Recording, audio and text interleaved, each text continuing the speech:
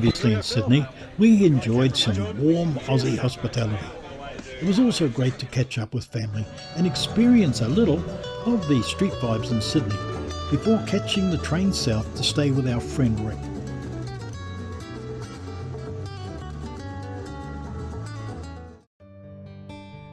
Until recently, we had not seen Rick for almost 50 years. After a 4-hour train ride down the south coast, Rick and Gigi met us at the train station near Berry and welcomed us into their home at Maru Meadows.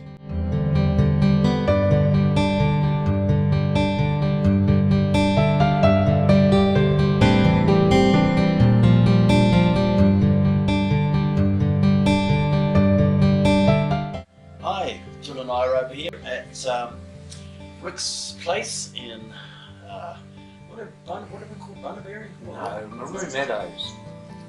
Maru Meadow. Maru Meadows. It's next to a place called Bomaderry, Yeah. which is just 10 minutes out of Berry. Oh, okay. This is down on the south coast of New South Wales. Anyway, we are here to catch up with our friend Rick, whom we first met 50 years ago in New Zealand. And I think this is a fascinating story. And we have since been in contact, but I want Rick to tell the story as to what sort of is, how do we met in New Zealand, what was our contact there, and then sort of how we got to meet down the track after 50 years, our first meeting. Well, we first met in Mount Maunganui, would have been around about 1967 maybe. Yeah, I think 68, 67, 68, and got together. We used to do a bit of surfing. You bit were of with social. I was with Gus. Gus, that's right. Yeah, Gus. There was it ended up being a bit of a team of Aussies there. Did some surfing, and John, I can remember going around to John's place where he had a little shack out the back of his mother's. And John, I can remember John out there methodical about his music. He had some great big records in those days. I think James Last was one of them. Is that correct? That's a person. Yeah, James Last. Yeah, he used to play the music. He took a lot of pride in his music. And we got together. I don't have too many memories, but I have some good memories of some of the things we did. And John used to go away. I think he was doing some Navy training or in the reserves or something at that stage. Lent his beautiful Morris for a few months. That was Morris Minor. Morris Minor, yeah, the little green one. That was an Oxford, Morris Oxford. Morris it was. Yeah. It had the 1100cc Yeah, motor yeah, instead yeah. of the 1000. Yeah. Left me that. Do you know that car, by the way, was the car that I had when I met John? Yeah, it Yeah, was. and on that first date, she actually had to crank it from the start. And I knew from that moment she was a keeper. And a good cranker. Yeah, good cranker. And a good cranker. Yeah. So, had quite a good couple of years there in New Zealand. Lots of memories, lots of good surfing, a few good beers at the local pub. Met lots of fine people, which I always remembered, both socially and also where I worked on the wharf there. And eventually came back to Australia, penniless, desperate, dateless, and I think that's where we lost contact. we lost contact there. Lost contact, yeah. Always thought about John and remembered Jill and a lovely friend. And time moved on pretty quick, did a few things, built up a strong business, hard work. And then decades go past, children come, children go. And then one day, with the great technology of the internet, I typed something in. It was a beautiful picture I seen on the internet. And I thought, wow, look at that great picture. And I looked down the bottom and it was done by John Bourne. I thought, that's got to be the John I know. Yeah. He was always an avid photographer. Yeah. And I thought, I'm going to get in contact with this guy. It's been too long, and I've often thought about him. So I made the contact by the internet and said, Are you the John Bourne from Mount Maunganui? And lo and behold, I re-inherited him.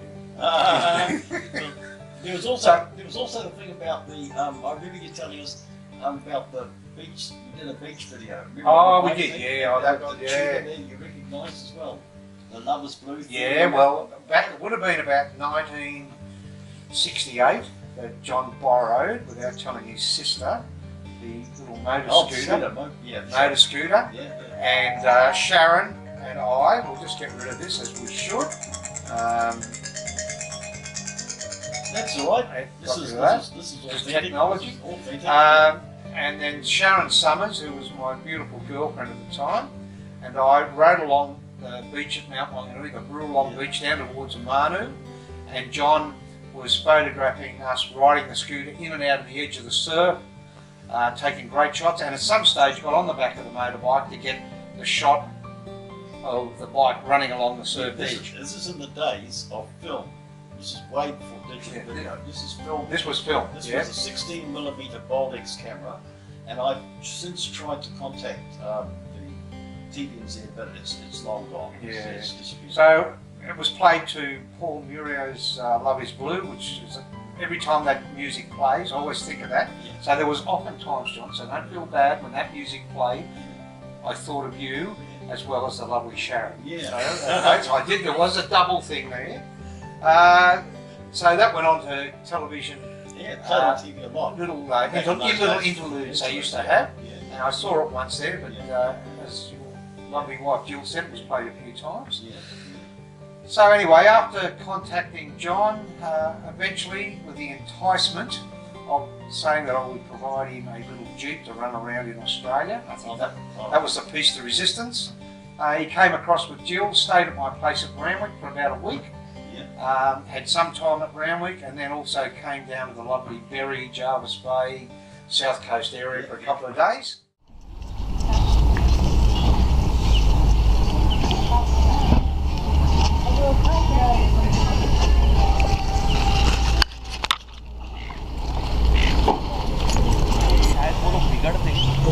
वो level में नहीं देख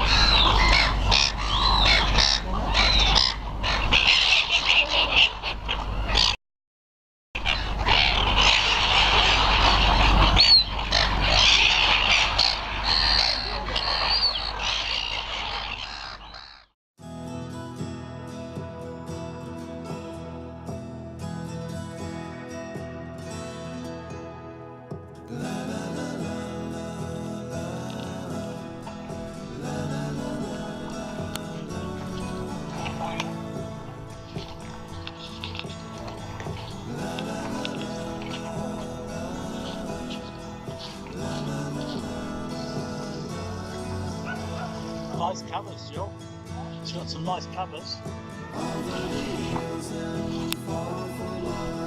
She's waiting for love to be realized.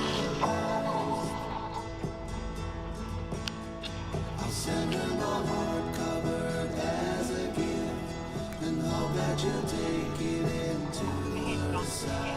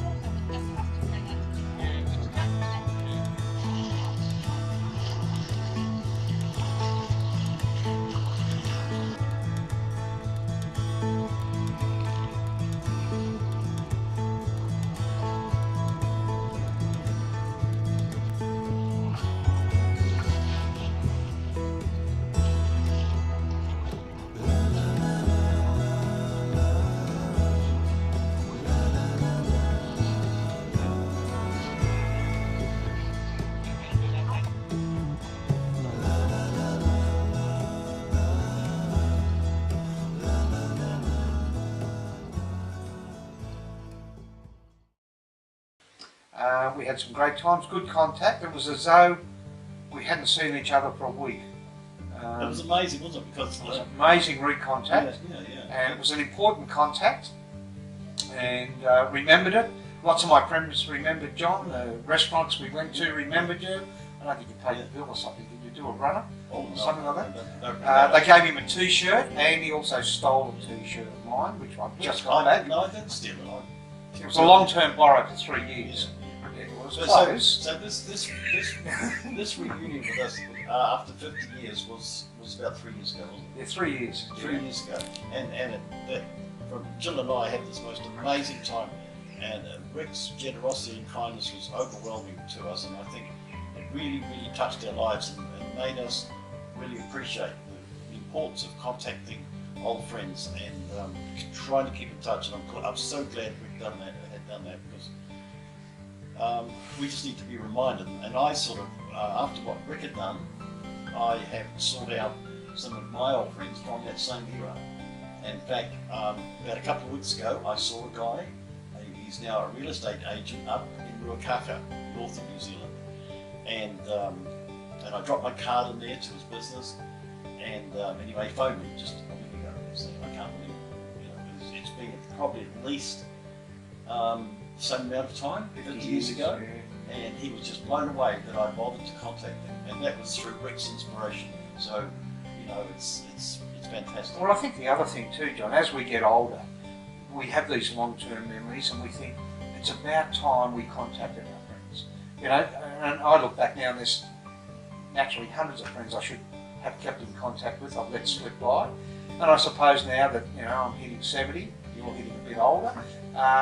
We don't have a lot of time to catch up and go through those good memories. Because they can pass on. Pass on, and we look back. And we look back and think, oh, geez, if only I had contacted him last year when I thought about it. He's now passed away, and I should have. I think everyone, at our age especially, we're taking a little bit easier, needs to make that little bit of an effort to, today look on the internet, try and catch up with a couple of old school friends, old, mates that you kicked around with, either surfing or whatever you did at work, and make that contact. Because it will inevitably be more than likely the last time you see them, as we know, with your recent health. Yeah. And we're so stoked you hear this today. Well, I was pretty happy about it too. Well, they say every day above the ground's a good day. So Every day I wake up's a great day. It's a good start of the day. Yeah. I hate funerals that much. I don't even want to go to my own. That's how much I hate them.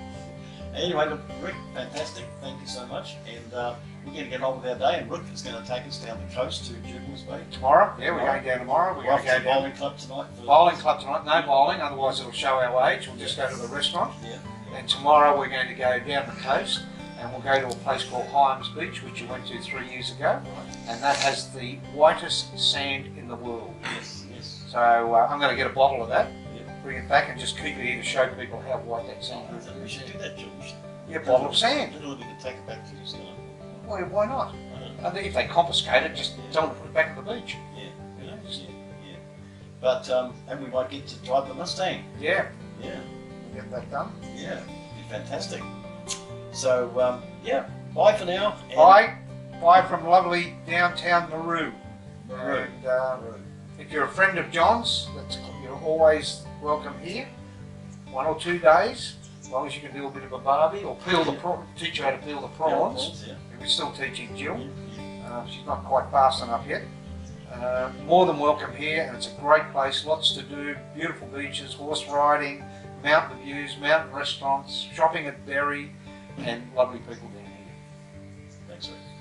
Awesome.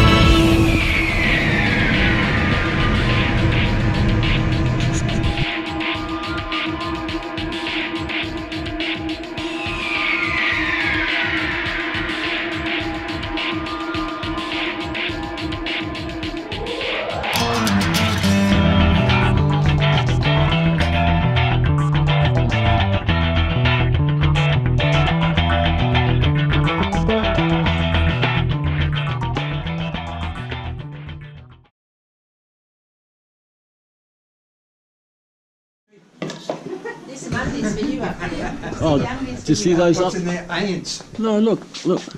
Spring rolling dumplings.